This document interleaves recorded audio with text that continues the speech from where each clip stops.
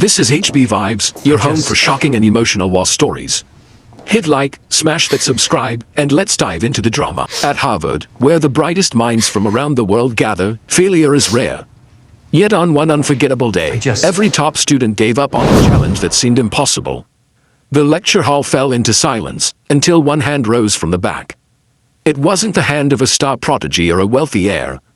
It was the hand of a quiet black scholarship girl, and what she did next left everyone stunned. The grand Harvard lecture hall was alive with energy that morning. Tall, arched windows let in streaks of autumn sunlight that danced across the rows of polished wooden desks. The students, dressed in tailored suits and cashmere sweaters, sat like soldiers prepared for battle, pens ready, laptops open, brows furrowed in anticipation. The man at the front of the room was no ordinary professor. He was a legend, a figure students whispered about even before arriving on campus.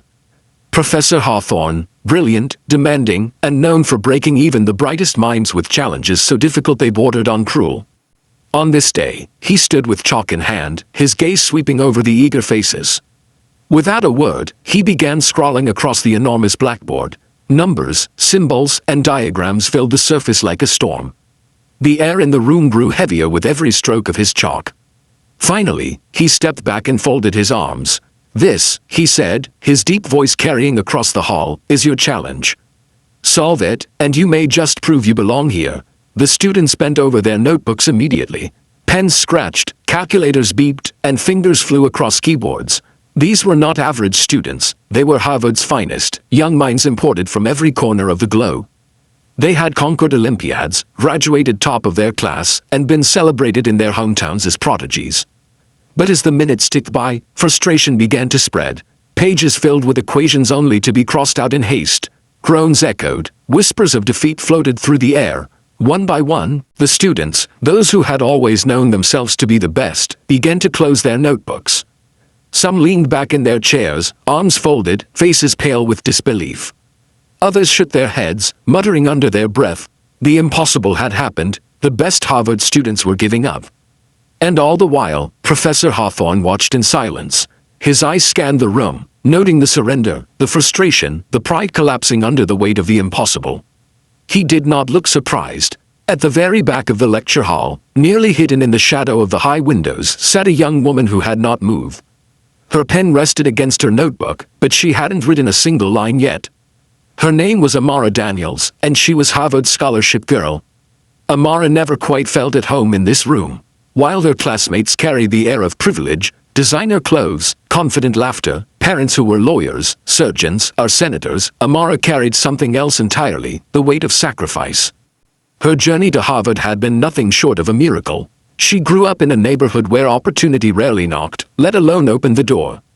Her mother worked 2 jobs to keep food on the table, and Amara often studied by the dim glow of a flickering streetlight outside her window when the electricity was cut off. She had fought her way here, not with money or connections, but with relentless determination. And yet, sitting among the world's most celebrated young minds, she often felt like a shadow in their bright light. As she watched her classmates crumble under the professor's challenge, Amara felt a strange mix of emotions. Part of her wanted to stay quiet, to remain invisible.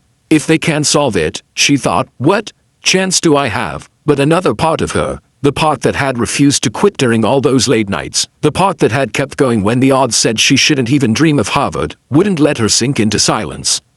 Her eyes scanned the blackboard, the tangled maze of numbers and shapes. She didn't see it the way the others did.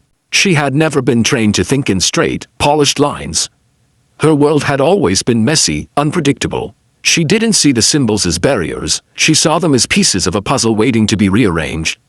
Her heart pounded as she remembered every time she'd been underestimated. Teachers who had assumed she wasn't cut out for advanced classes. Students who had whispered that she was only there because of a scholarship. Even relatives who had told her she was reaching too high. The lecture hall buzzed with defeat.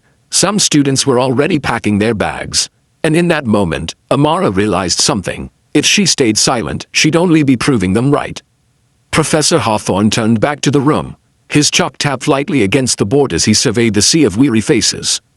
"So," he said, voice heavy with disappointment, no one moved, heads bowed, eyes avoided his piercing gaze. The silence in the room grew so thick it felt like it might crush whoever dared to break it. And then, Almost against her own will, Amara's hand began to rise. It trembled at first, halfway up, as if unsure whether it belonged there. But then she lifted it higher, steady now, until the entire room could see. Yasps whispered across the hall. Dozens of eyes turned toward her. A few students smirked, others exchanged amused glances. The looks seemed to say, "The scholarship girl thinks she can do it?" Amara's chest tightened, but she didn't lower her hand. "Yes, Miss Daniels," the professor said, raising one eyebrow. Her voice quivered as she spoke. I think I might have an idea." The smirks turned into quiet laughter from some corners of the room. But Professor Hawthorne's expression sharpened. He gestured toward her notebook. "Then show us." Amara swallowed hard, her pulse racing in her ears. This was it, the moment she either proved herself, or confirmed every doubt they had about her. She stood slowly, notebook in hand, and began to speak. At first, her words tumbled out uncertainly. She wasn't as polished as her classmates, who had grown up giving debate speeches and attending prep schools. Her voice cracked, her hands trembled, but then, something shifted. As she traced the problem on the board, her perspective began to emerge. Instead of approaching it with brute calculation, she wove a story, explaining how she saw the numbers not as cold figures but as parts of a living system. She drew connections between lines others had ignored, highlighting patterns hidden beneath the surface. The room, once buzzing with quiet laughter, fell completely silent. Her confidence grew with each sentence. She had solved problems like this before, not on paper, but in life. Figuring out how to stretch her mother's paycheck to last through the month. Finding creative ways to study without resources. Solving puzzles most of her classmates had never even faced. Bit by bit, she pieced the challenge together, her voice steady now.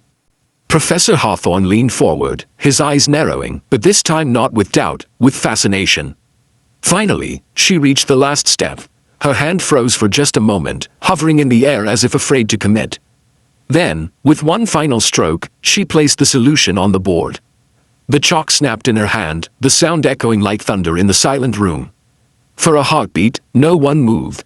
The silence was deafening. Then, slowly, the professor's lips curled into something rare, an approving smile. "Brilliant," he said softly. Then louder, "Absolutely brilliant." The room erupted. Some students clapped hesitantly, others with genuine enthusiasm. A few sat frozen in disbelief. The ones who had laughed earlier now avoided her gaze. Amara stood there, her chest rising and falling, hardly believing what had just happened. For the first time since arriving at Harvard, she didn't feel like the scholarship outsider. She felt like she belonged. And more than that, she felt like she had shown them all that brilliance doesn't come from privilege but from perseverance. After class, a small crowd gathered around her. Some asked how she saw what they couldn't. Others simply congratulated her, their pride wounded but their respect earned. The professor approached her last. His eyes were kind but firm. "You know what impressed me most," he said, "not the answer, though it was remarkable. What impressed me was that you raised your hand when no one else would." Those words sank into her heart. She had spent so much time believing she was less than the others. But in that moment, she realized that her courage, her perspective, her resilience, those were her greatest strengths. That night, Amara walked across the Harvard campus, the autumn leaves crunching beneath her shoes. The sky above was painted in streaks of orange and purple, the kind of beauty that made her pause and breathe it in. She thought about how far she had come. The late nights, the sacrifices, the doubts. Every step had led her here, to this moment of triumph. For the first time, she wasn't afraid of the challenges ahead. She knew now that brilliance wasn't about never failing, it was about daring to raise your hand when everyone else gave up. As she passed by the library, she looked up at the tall, glowing windows and smiled. Sometimes, she whispered to herself, the greatest difference begins when just one hand is raised. And with that, Amara Daniels, once the quiet outsider, walked forward, ready to face the future not with fear, but with the unshakable belief that she belonged. If you felt the heartbeat of this story, give it a like, share it with someone who needs hope, and subscribe to HB Vibes, where every story carries a lesson for the soul.